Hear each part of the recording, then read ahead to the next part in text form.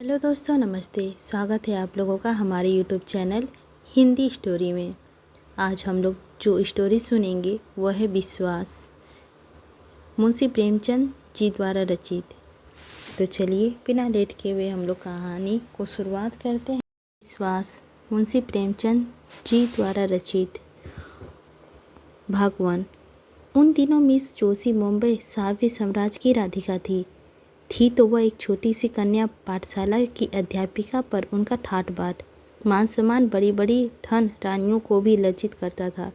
वह एक बड़े महल में रहती थी जो किसी जमाने में सितारा के महाराज का निवास स्थान था।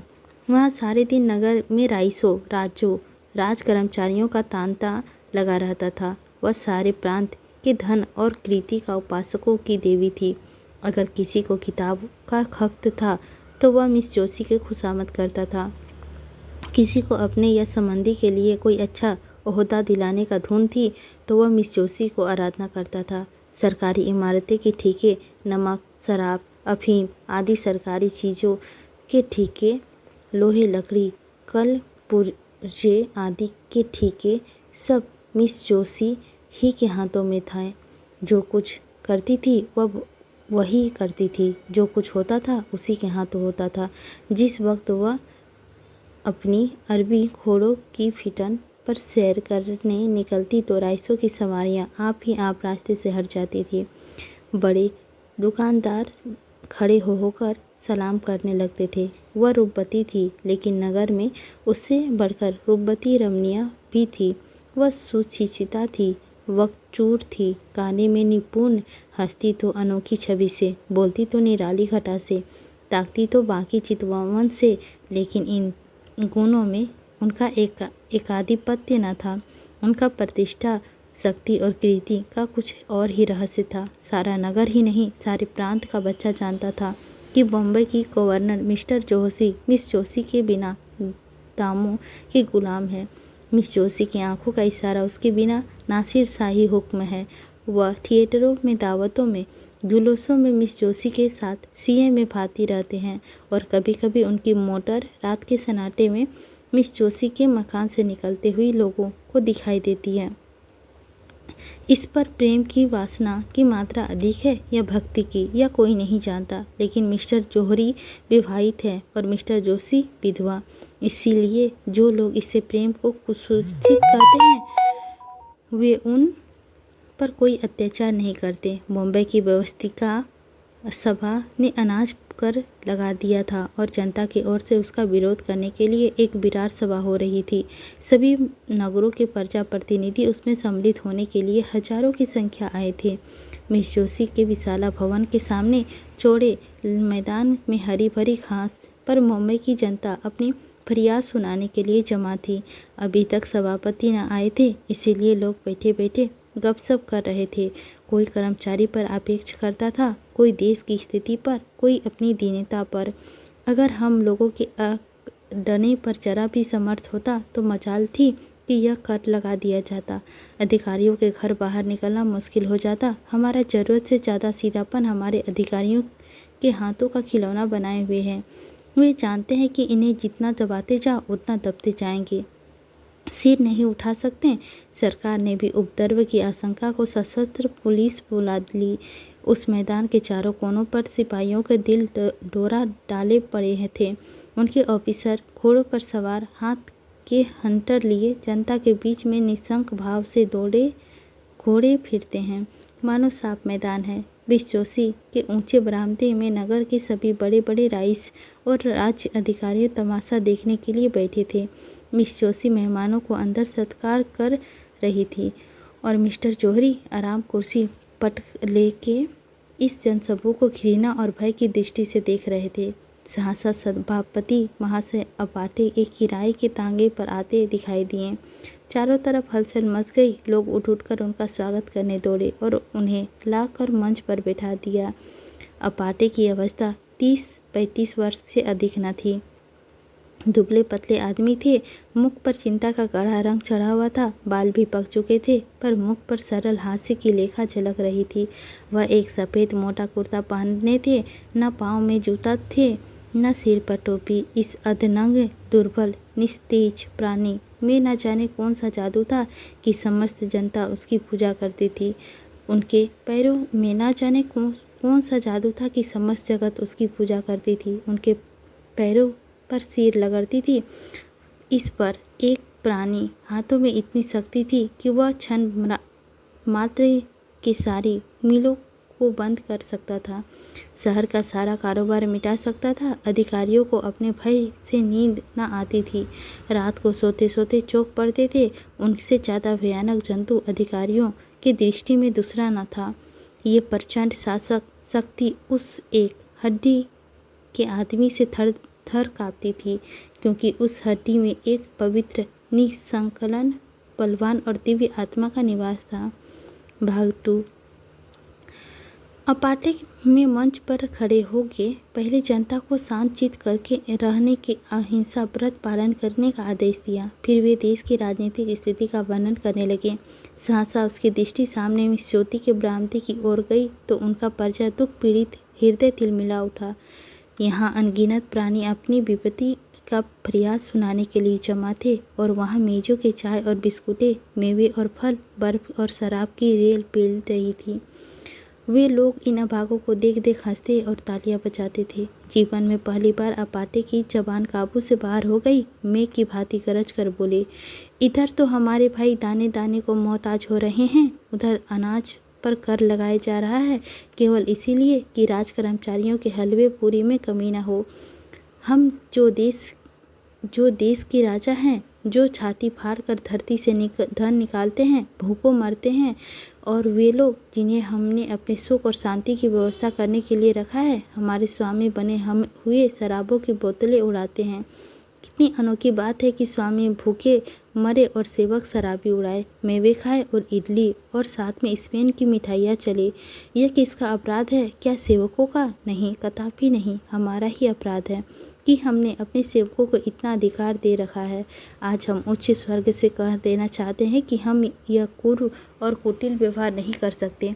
यह हमारे लिए असहाय है कि हम और हमारे बाल बच्चे दाने दाने को तरसे और कर्मचारी लोग विलास में डूबे हुए हमारे करुण कुंदन की जरा भी परवाह न करते हुए विहार करें।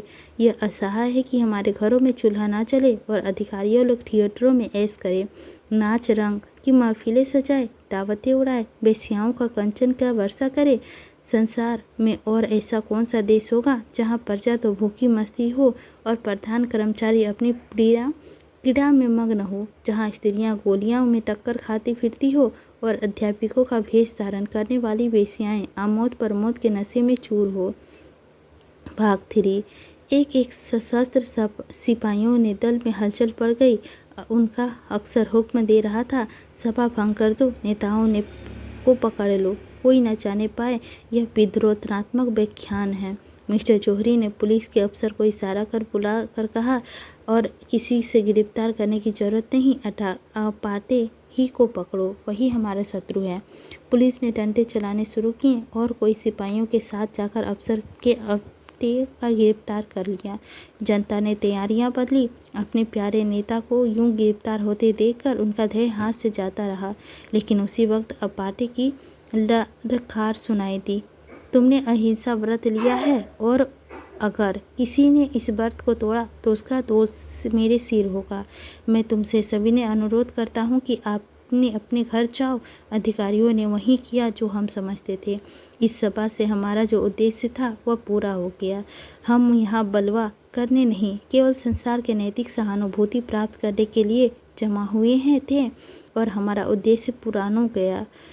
एक क्षण में सभा भंग हो गई और अपाटे पुलिस की हवालात में भेज दिए गए। भाग 4। मिस्टर जौहरी ने कहा, बच्चा बहुत दिनों के बाद पंजे में आए हैं। राजद्रोह का मुकदमा चलाकर कम से कम 10 दिन के लिए अडमान भेजूंगा। मिस जोशी, इसका क्या फ़ायदा? क्यों, उसको अपने किए का सज़ा मिल जाएगी। लेकिन सोचिए, हमें उसका कितना मूल देना पड़ेगा। अभी जिस बात को गिने गिनाए लोग जानते हैं वह सारे संसार में फैलेगी और हम कहीं मुंह दिखाने लायक नहीं रहेंगे। आप अखबारों को संवाददाताओं का जवान तो नहीं बंद कर सकते। कुछ भी हो, मैं इसे जेल में सड़ाना चाहता हूँ। कुछ दिनों के लिए तो बेचैन के जितनी नसीब होगी, बदनामी से डरना ही व्यर्थ है। हम प्रांत के सारे समाचार पत्र को अपने समाचार का राग अलापने के लिए मोल ले सकते हैं। हम प्रत्येक लांछन को झूठ साबित कर सकते हैं, अपाटे पर मिथ्या दोषारोपण का अपराध लगा सकते हैं। मैं इससे सहज उपाय बतला सकता हूँ। आप अपाटे को मेरे हाथ को छोड़ दीजिए। मैं उनसे मिलूंगी और उन यंत्रों से जिनका प्रयोग करने में हमारी जाति सिद्धहस्त है, उसके अतिरिक्त भावों और विचारों को था लेकर अपने सामने रख दूंगी। मैं ऐसे प्राण खोज निकालना चाहती हूँ जिसके उत्तर में उसे मुंह खोलने का साहस ना हो और संसार की सहानुभूति उसके बदले हमारे साथ हो।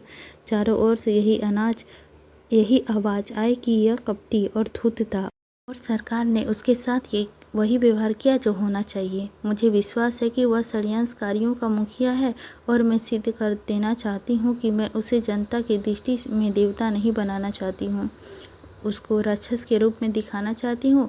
ऐसा कोई पुरुष नहीं जिस पर युवती अपनी मोहिनी ना डाल सके। अगर तुम्हें विश्वास है कि तुम यह काम पूरा कर दिखाओगे, मुझे कोई आपत्ति नहीं है। मैं तो केवल उसे दंड देना चाहता हूँ, तो हुक्म दे दीजिए कि वह इसी वक्त छोड़ दिया जाए। जनता कहीं यह तो ना समझेगी कि सरकार डर गई। नहीं, मेरे ख्याल में तो जनता पर इस व्यवहार का बहुत अच्छा असर पड़ेगा। लोग समझेंगे कि सरकार ने जनमत का सम्मान किया है। लेकिन तुम्हें उसके घर जाते लोग देखेंगे तो मन में क्या कहेंगे? नकाब डालकर जाऊंगी, किसी को कानो कान खबर ना होगी। मुझे तो अब भी भय है कि तुम्हें संदेह की दृष्टि से देखेगा और तुम्हारे पंजे में ना आएगा। लेकिन तुम्हारी इच्छा है तो आजमा देखो। इतना खाकर मिस्टर जौहरी ने मिस जोशी को प्रेममय नेत्रों से देखा, हाथ मिलाया और चले गए। आकाश पर ताले निकले हुए थे। चैत की शीतल सुखद वायु चल रही थी। सामने की चौथी मैदान में सन्नाटा छाया हुआ था, लेकिन मिस जोशी को ऐसा मालूम हुआ कि मानो अपाटे मंच पर खड़ा होकर बोल रहा है। उसका शांत सौम्य विषादमय स्वरूप उसकी आंखों में समाया हुआ था। प्रातःकाल मिस जोशी अपने भवन से निकली, लेकिन उसके वस्त्र बहुत साधारण थे और आभूषण के नाम में शरीर पर एक धागा भी नहीं था। अलंकार विलीन होकर उसकी छवि स्वस्थ जल की भांति और भी निकल गई। उसने सड़क पर आकर एक तांगा लिया और चली। अपटे का मकान गरीबों के एक दूर के मोहल्ले में था। तांगे वाला मकान का पता जानता था, कोई दिक्कत ना हुई। मिस जोशी जब मकान के द्वार पर पहुंची तो न जाने क्यों उसके दिल धड़क रहा था। उसके कांपते हुए हाथों से कुंडी खटखटाई। एक अधेड़ औरत निकलकर द्वार खोल दिया। मिस जोशी उस घर की सादगी देखकर दंग रह गई। एक किनारे चारपाई पड़ी हुई थी, एक टूटी अलमारी में कुछ किताबें चुनी हुई थी, फर्श पर खेलने का डेस्क था और एक रस्सी की अलगनी पर कपड़े लटक रहे थे। कमरे के दूसरे हिस्से में एक लोहे का चूल्हा था और खाने के बर्तन पड़े हुए थे। एक लंबा तगड़ा आदमी, जो उसी अधेड़ औरत का पति था, बैठा एक टूटे हुए ताले की मरम्मत कर रहा था और एक 5-6 वर्ष का तेजस्वी बालक अपाटे की पीठ पर चढ़ने के लिए उसके गले में हाथ डाल रहा था। अपाटे इसी लोहार के साथ उसी घर में रहते थे। समाचार पत्रों के लेख लिखकर जो कुछ मिलता था उसे दे देते। उस भ्रांति गृह प्रबंध की चिंताओं से छुट्टी पाकर जीवन व्यतीत करते थे। मिस जोशी को देखकर अपाटे जरा चौंके, फिर खड़े होकर बोले, आपका स्वागत किया और सोचने लगे कि कहाँ बैठाऊं। अपनी दरिद्रता पर आज उन्हें जितनी लाज आई उतनी और कभी न आई थी। मिस जोशी उसका असमंजस देखकर चारपाई पर बैठ गई और जरा खुरवासी से बोली, मैं बिना बुलाए आपके यहाँ आने के लिए क्षमा मांगती हूँ, किंतु काम ऐसा ज़रूरी था कि आपके आए बिना पूरा ना हो सकता। क्या मैं 1 मिनट के लिए उस आपसे एकांत में मिल सकती हूँ? अपाटे ने जगन्नाथ की ओर देखकर कमरे से बाहर जाने का इशारा किया। उसकी स्त्री भी बाहर चली गई। केवल बालक रह गया। वह मिस जोशी की ओर बार बार उत्सुक आंखों से देखता था, मानो पूछ रहा हो कि तुम अपाटे दादा का कौन हो। मिस जोशी ने चारपाई से उतरकर जमीन पर बैठते हुए कहा, आप कुछ अनुमान कर सकते हैं इस वक्त क्यों आई हूँ? अपाटे में झाँकते हुए कहा, आपकी कृपा के सिवा और क्या कारण हो सकता है? मिस जोशी, नहीं, संसार इतना उदार नहीं हुआ कि आप जिस गालियाँ दे वह आपको धन्यवाद दे। आपको याद है कि कल आपने अपने व्याख्यान में मुझ पर क्या क्या आक्षेप किए थे? मैं आपसे जोर देकर कहती हूँ, आक्षेप करके आपने मुझ पर घोर अत्याचार किया है। आप जैसे सहृदय सीलवान विद्वान आदमी से मुझे ऐसी आशा न थी। मैं अबला हूँ, मेरी रक्षा करने वाला कोई नहीं है। क्या आपको उचित था कि एक अबला मिथ्यारोपण करे? अगर मैं पुरुष होती तो आपसे ड्यूल खेलने का आग्रह करती। अबला हूँ, इसीलिए आपकी सज्जनता और स्पर्श करना ही मेरे हाथ में है। आपने मुझे पर जो लाछन लगाए हैं वे सर्वदा निर्मूल है। अपाटे की दृढ़ता से कहा, अनुमान तो बाहरी प्रमाणों से नहीं किया जा सकता है। मिस जोशी, बाहरी प्रमाणों से आप किसी की अंतस्थल की बात नहीं जान सकती।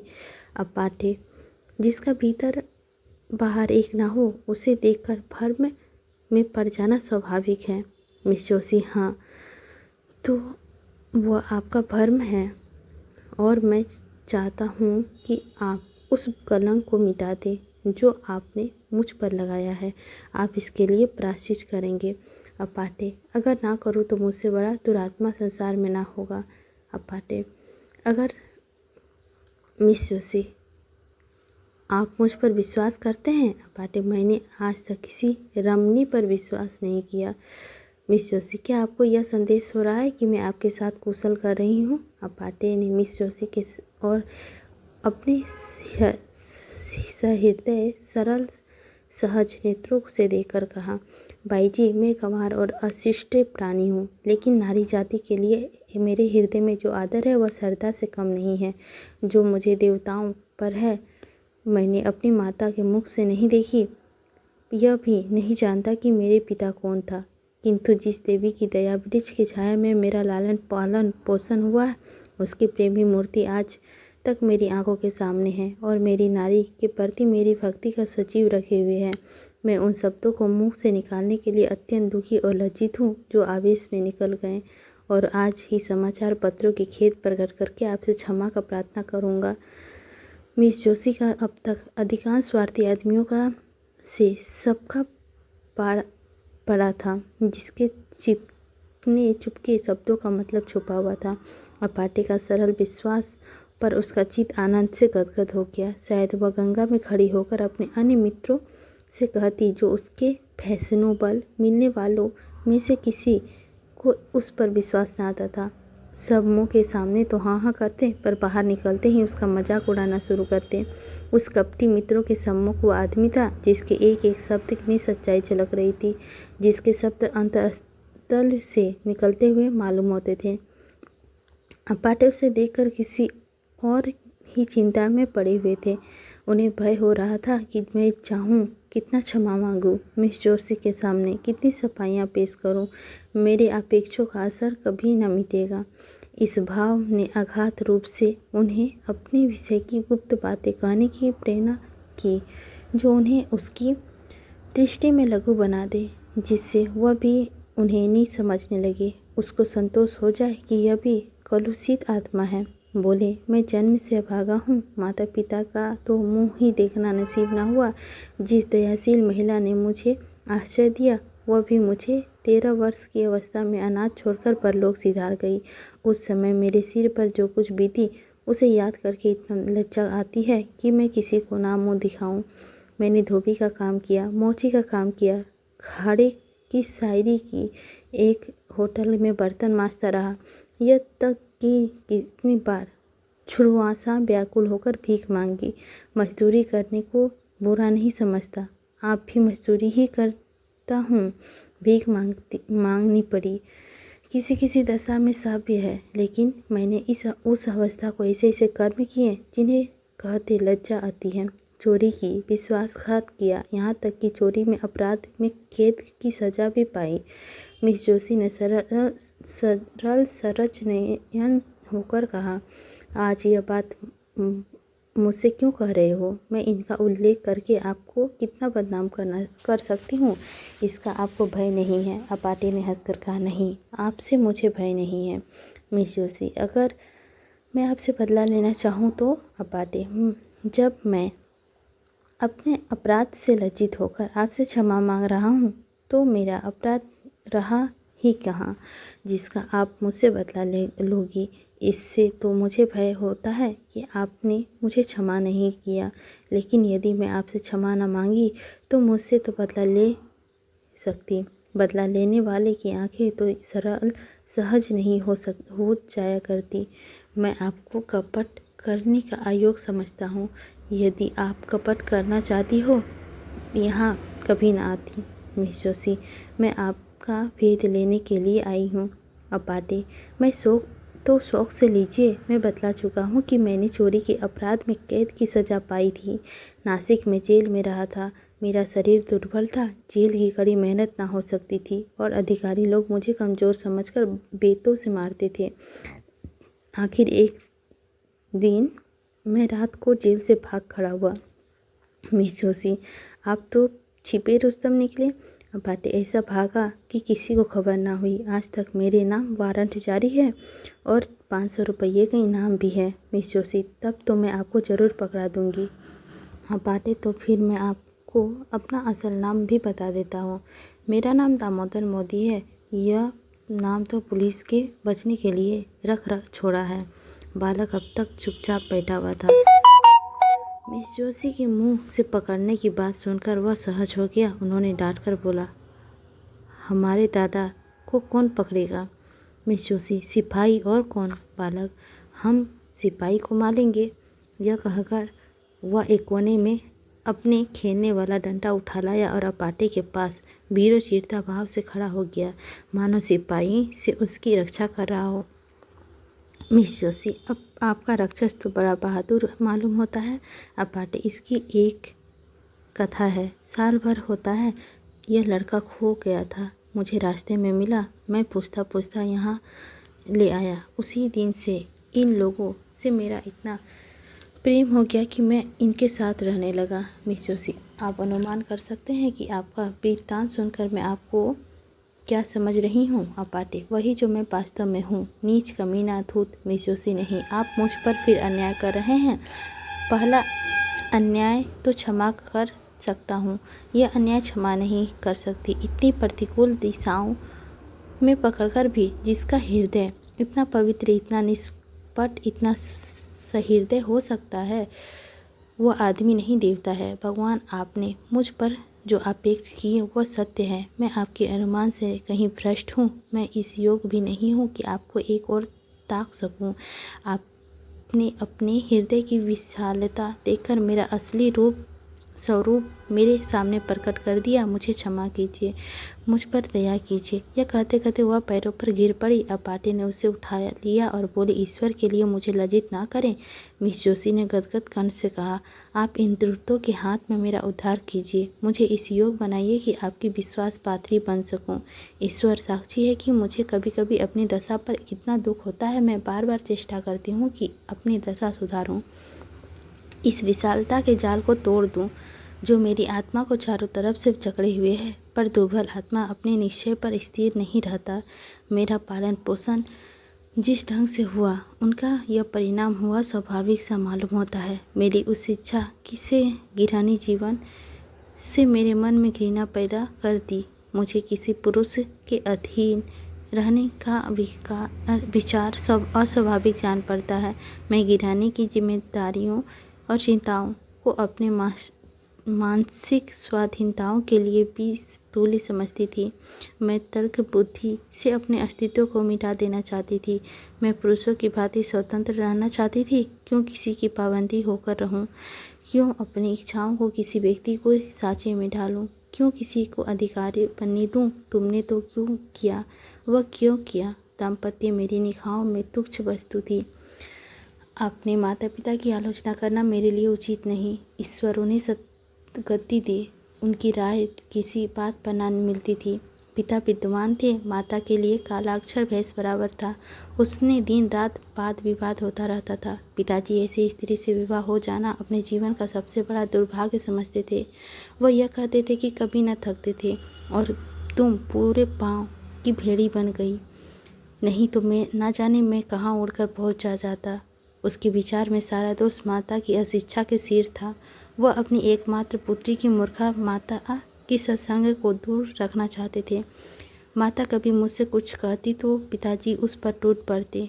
मुझसे कितनी बार कह चुका है कि लड़की को डांटो मत, वह स्वयं अपना भला बुरा सोच सकती है।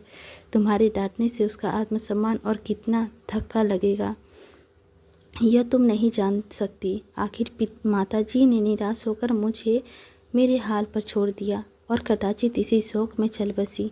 अपने घर की अशांति देखकर मुझे विवाह से और घृणा हो गई। सबसे बड़ा असर मुझ पर मेरे कॉलेज की लेडी प्रिंसिपल पर हुआ, जो स्वयं अविवाहित थी। मेरा तो यह विचार कि युवाओं की शिक्षा का भार केवल आदर्श चरित्रों पर रहना चाहिए। विलास की रत कॉलेजों की शौकीन प्रिंसिपलों विद्यार्थियों के कोई अच्छा असर नहीं डाल दे सकते। मैं इस वक्त ऐसी बात आपसे कह रही हूँ जो अभी आप घर जाकर यह सब भूल जाऊँगी। मैं जिस संसार में हूँ उसकी जलवायु ही दूषित है। वहाँ सभी मुझे कीचड़ में लथपथ देखना चाहते हैं। मेरे विलास सख्त रहने में ही उसका स्वार्थ है। आप वह पहले आदमी है जिसे मुझ पर विश्वास किया है, जिससे मुझे निष्पट व्यवहार किया है। ईश्वर के लिए आप मुझे भूल ना जाइएगा। आप अपाटे ने मिस जोशी की ओर वेदनापूर्ण दृष्टि से देखकर कहा, अगर मैं आपकी कुछ सेवा कर सकूं तो ये मेरे लिए सौभाग्य की बात होगी। मिस जोशी, हम सब मिट्टी के पुतले हैं, कोई निर्दोष नहीं। मनुष्य बिगाड़ता है तो परिस्थितियों से या पूर्व संस्कारों से। परिस्थितियों के त्याग करने से ही बच सकता है। संस्कारों से गिरने वाले मनुष्य का मार्ग इससे कठिन है।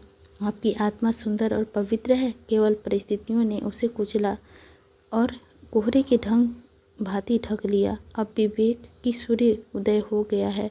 ईश्वर ने चाहता तो कोहरा भी फट जाएगा, लेकिन सबसे पहले उस परिस्थितियों का त्याग करने के लिए तैयार हो जाइए।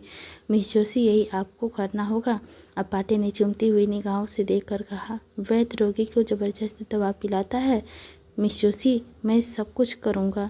मैं कड़वी से कड़वी दवा पीऊँगी यदि आप पिलाएंगे। कल आप मेरे घर आने की कृपा करेंगे? शाम को अपाटे अवश्य आऊँगा। मिस जोशी से विदा लेते हुए कहा, भूलिएगा नहीं, मैं आपकी राह देखती रहूँगी। अपने राक्षस को भी लाइएगा। यह कहकर उसने बालक को गोद में उठाया और उसे गले से लगाकर बाहर चली गई। गर्भ के मारे उसके पांव जमीन पे नाप पड़ रहे थे। मालूम होता था हवा में उड़ी जा रही है। प्यास से तड़पते हुए मनुष्य को नदी के तट पर नजर आने लगा था। भाग 6। दूसरे दिन प्रातः मिस जोशी ने मेहमानों के नाम दावती कार्ड भेजे और उत्सव मनाने की तैयारी करने लगी। मिस्टर अपाटे के सम्मान की पार्टी दे रही थी। मिस्टर जौहरी ने कार्ड देखा तो मुस्कुराए। अब महाशय इस जाल में बच कहर कहाँ जाएंगे? मिस जोशी ने उसे फंसाने के लिए एक अच्छा तकरीब निकाली। इस काम में निपुण मालूम होती है। मैंने समझा था अपाटे चालाक आदमी होगा, मगर इस आंदोलनकारी विद्रोहियों को बकवास करने की सिवा और क्या सोच सकती है। 4 ही बजे मेहमान लोग आने लगे। नगर के बड़े बड़े अधिकारी, बड़े बड़े व्यापारी, बड़े बड़े विद्वान, समाचार पत्रों के संपादक अपनी अपनी महिलाओं के साथ आने लगे। मिस जोशी ने आज अपने अच्छे से अच्छे वस्त्र का आभूषण निकाले थे। जिधर निकल जाता था मालूम होता था अरुण प्रकाश की छटा चली आ रही है। भवन के चारों ओर सुगंध के लपटे आ रहे थे और मधुर संगीत की ध्वनि हवा में गूंज रही थी। 5 बजते बजते मिस्टर जौहरी आ पहुँचे और मिस जोशी के हाथ मिलाते हुए मुस्कुराकर बोले, जी चाहता है तुम्हारे हाथ चूम लूँ। अब मुझे विश्वास हो गया है यह महाशय तुम्हारे पंजे से नहीं निकल सकते।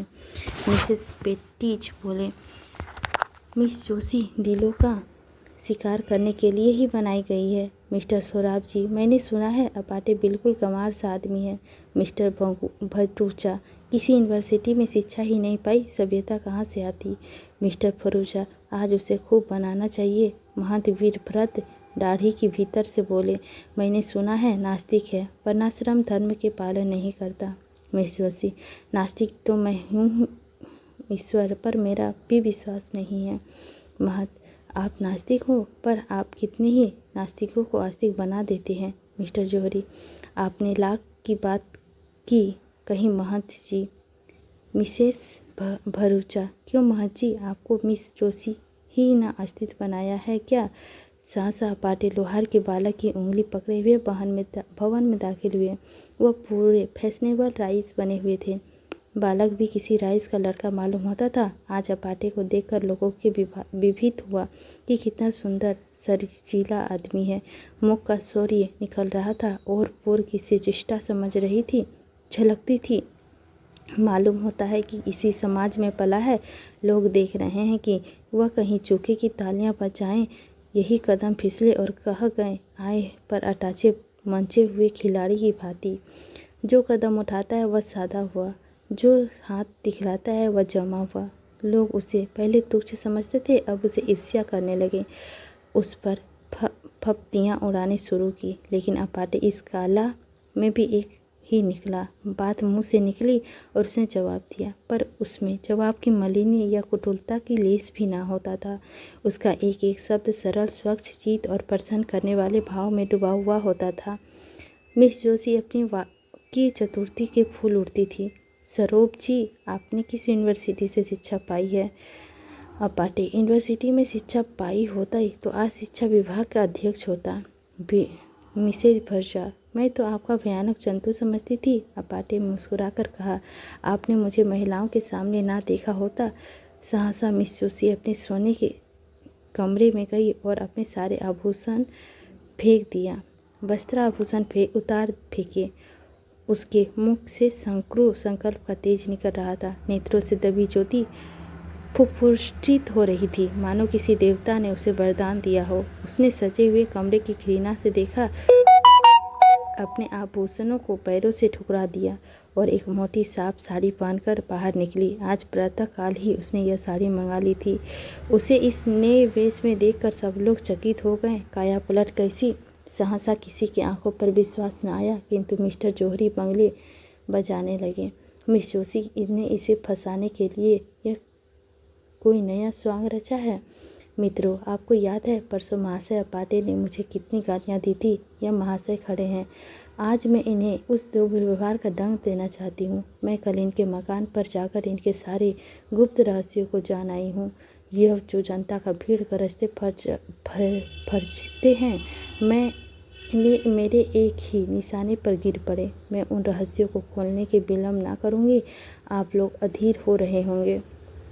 मैंने जो कुछ देखा वह इतना भयानक कि उनका वृत्तांत सुनकर शायद आप लोग मूर्छा आ जाएगी। आप लोग मुझे लेस मात्र ही संदेह नहीं कि यह महाशय पक्के देशद्रोही हैं। मिस्टर जौहरी ने तालियां बजाई और तालियों के हौल गूंज उठा। मिस जोशी, लेकिन राज की द्रोही नहीं, अन्याय की द्रोही, दमन के द्रोही, अभियान के द्रोही। चारों ओर सन्नाटा छा गया। लोग विस्मित होकर एक दूसरे की ओर ताकने लगे। मिस जोशी, गुप्त रूप से शास्त्र जमा किए हैं, लोग गुप्त रूप से हत्याएं की है। मिस्टर जौहरी ने तालियां बजाई और तालियां के दोड़ाका भी बरस गया। मिस जोशी, लेकिन किसकी हत्या? दुख की, दरिद्रता की, प्रजा के कष्टों की, हठकर्मी की और अपने स्वार्थ की। चारों ओर फिर सन्नाटा छा गया और लोग चकित होकर एक दूसरे की ओर ताकने लगे, मानो अपने कानों पर विश्वास नहीं है। मिस जोशी, महाराज अपाटे की डकैतियों की ओर कह रहे थे। अब कि किसी ने ताली ना बजाई। लोग सुनना चाहते थे, देखें आगे क्या कहती है। उन्होंने मुझ पर हाथ साफ किया, मेरा सब कुछ अपहरण कर लिया है, यहाँ तक कि अब मैं निराधार हूँ। उनके चरणों के सिवा मेरे लिए कोई आश्रय नहीं है। प्राण धर, इस अबला को अपने चरणों में स्थान दो, उसे डूबने से बचाओ। मैं जानती हूँ तुम मुझे निराश ना करोगी। यह कहते कहते वह जाकर अपाटे के चरणों पर गिर पड़ी। सारी मंडली संकल्पित हो गई। भाग 7। एक सप्ताह गुजर चुका था। अपाटे पुलिस की हिरासत में थे। उन पर चारों अभियोग चलाने की तैयारी चल रही थी। सारे प्रांत में हलचल मची हुई थी। नगर में रोज सभाएं होती थी। पुलिस रोज 10-5 आदमियों को पकड़वाती थी। समाचार पत्र में चोरों के साथ वाद विवाद हो रहा था। रात 9 बज गए थे। मिस्टर जौहरी राजभवन के मेज पे बैठे हुए सोच रहे थे कि मिस जोशी को क्यों वापस आए। उसी दिन से उसकी छाती पर सांप लौट रहा था। उसकी सूरत एक क्षण के लिए आंखों से ना उतरती थी। वह सोच रहे थे, इसमें मेरे साथ ऐसी दगा की। मैंने इसके लिए क्या कुछ नहीं किया। इसके लिए कौन सी इच्छा थी जो मैंने पूरा नहीं किया। इसी ने मुझसे बेवफाई की। नहीं, कभी नहीं। मैं इसके बगैर जिंदा नहीं रह सकता। दुनिया चाहे मुझे बदनाम करे, हत्यारा कहे, चाहे मुझे पद से हाथ धोना पड़े, लेकिन अब बाटे को नहीं छोड़ूंगा। उस रोडे को रास्ते में हटा दूंगा। इस कांटे के पहलू से बाहर निकल जाऊंगा। सहसा कमरे का दरवाज़ा खुला और मिस जोशी ने प्रवेश किया। मिस्टर जौहरी हकबकाकर कुर्सी पर उठ खड़े हुए। यह सोच रहे थे, शायद मिस जोशी ने निराश होकर मेरे पास आई है। कुछ रूखे लेकिन नर्म भाव से बोले, आओ भला, तुम्हारी याद में बैठा था। तुम कितनी ही बेवफाई करो, पर तुम्हारी याद मेरे दिल से नहीं निकल सकती। मिस जोशी, आप केवल जबान से कहते हैं। मिस्टर जौहरी, क्या दिल चीरकर दिखला दूं? मिस जोशी, प्रेम प्रतिकार नहीं करता। प्रेम में दुराग्रह नहीं होता। आप मेरे खून के प्यासे हो रहे हैं, उस पर भी आप कहते हैं मैं तुम्हारी याद करता हूँ। आपने मेरे स्वामी को हिरासत में डाल रखा है। यह प्रेम है? आखिर आप मुझसे क्या चाहते हैं? अगर आप समझ रहे हो कि इन शक्तियों से डर कर मैं अपनी शरण आ जाऊंगी, तो आपका भ्रम है। आपको अखियार है कि आप पाटे के काले पानी भेज दें, फांसी चढ़ा दें, लेकिन इसका मुझ पर कोई असर ना होगा। वह मेरे स्वामी है। मैं आपको अपना स्वामी समझती हूँ। उन्होंने मेरा विशाल उदारता से मेरा उद्धार किया। आप मुझे विषय में फंदों में फंसाते थे, मेरी आत्मा को कुलुषित करते थे। कभी आपका यह ख्याल आया कि आपकी आत्मा पर क्या बीत रही होगी? इसकी आत्मा पर क्या बीत रही होगी? आप मुझे आत्मशून्य समझते थे। इस देव पुरुष ने मुझे निर्मल स्वच्छ आत्मा के आकर्षण से मुझे पहली ही मुलाकात में खींच लिया। मैं उसकी हो गई और मरते दम तक उसी की रहूँगी। उस मार्ग से आप हटा नहीं सकते। मुझे एक सच्ची आत्मा की ज़रूरत थी, वह मुझे मिल गई। उसे पाकर तीनों लोक की संपदा मेरी आंखों से में तुच्छ है। मैं उनके वियोग में चाहे प्राण दे दूं, पर आपसे काम नहीं आ सकती। मिस्टर जौहरी, मिस जोशी, प्रेम उदारता नहीं होता, क्षमाशील होता है।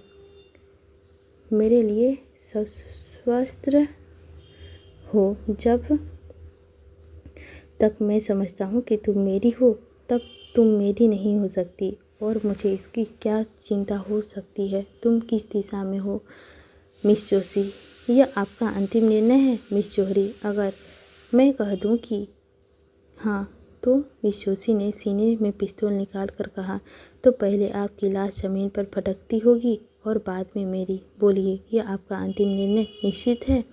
यह कहकर मिस जोशी ने जौहरी की तरफ पिस्तौल सीधा किया। जौहरी कुर्सी उठ खड़े हुए और मुस्कुराकर बोले, क्या तुम मेरे लिए कभी इतना साहस कर सकती थी? जाओ, तुम्हारा पाटे तुम्हारे मुबारक हो। उस पर से अभियोग उठा लिया जाएगा। पवित्र प्रेम ही में यह साहस है। अब मुझे विश्वास हो गया है कि तुम्हारा प्रेम पवित्र है। अगर कोई पुराना पापी भविष्यवाणी कर सकता है, तो मैं चाहता हूँ कि उस दिन दूर नहीं जब तुम इस भवन की स्वामिनी होगी। अपाटे ने मुझे प्रेम के क्षेत्र में नहीं, राजनीति के क्षेत्र में भी परास्त कर दिया। सच्चा आदमी एक मुलाकात में ही जीवन बदल सकता है, आत्मा को जगा सकता है और अज्ञान को मिटा सकता है, प्रकाश की ज्योति फैला सकता है। यह आज सिद्ध हो गया। इसी के साथ हमारा विश्वास कहानी समाप्त होता है। आई होप आप लोगों को अच्छी लगी होगी, तो लाइक कीजिएगा। चैनल पर नए होंगे तो सब्सक्राइब करना बिल्कुल नहीं भूलिएगा, और लग रहा होगा किसी के साथ शेयर करना, तो आप लोग शेयर कर सकते हैं। और यदि कुछ मिस्टेक लग रहा होगा तो कमेंट करके हमें बता सकते हैं। नेक्स्ट स्टोरी क्या सुनना है, उसके लिए भी आप लोग कमेंट कर सकते हैं। इसी के साथ मेरी वाणी को विराम देते हैं। मिलते हैं अगली स्टोरी में। लेते हैं आप लोगों से विदा।